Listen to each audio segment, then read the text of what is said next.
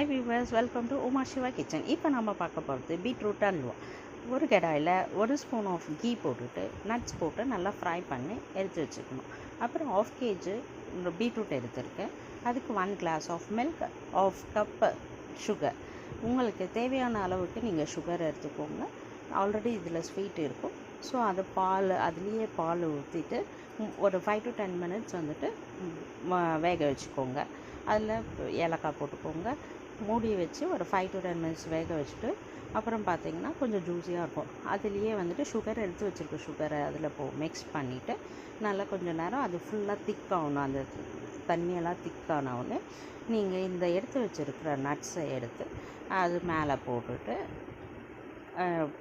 நெய் ஒரு ஸ்பூன் ஒரு 1.5 ஸ்பூன் போட்டு நல்லா கிளறி இறக்கிடணும்.